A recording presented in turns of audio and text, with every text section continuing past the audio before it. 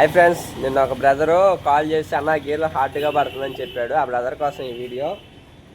Hero Honda కానీ, బజాజ్ కానీ, Suzuki కానీ ఏ బైక్ అయినా సరే గేర్లో హార్డ్ పడుతుందంటే మీకు చూపిస్తారు రండి. ఫస్ట్ వన్ ఇగోండి, ఇక్కడ క్లచ్ ఉంది కదా. ఎప్పుడైనా సరే క్లచ్ ఇలాగా కొంచెం మూవ్ చేస్తే కనుక వెళ్ళకూడదు. మినిమం ఇలాగ హాఫ్ క్లచ్ రావాలి.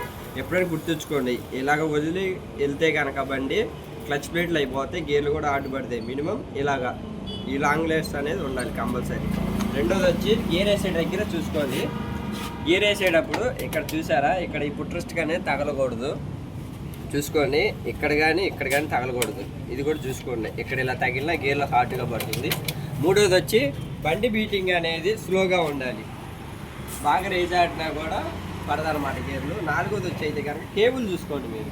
ఇదిగోండి క్లచ్ కేబుల్, ఇది ఎక్కడి నుంచి ఇదిగోండి ఎక్కడ దాకా వస్తుంది. ఇక్కడ ఈ మధ్యలో ఏమైనా హార్డ్ అయినా సరే గేర్లు అనేది టైట్గా పడుతుంది.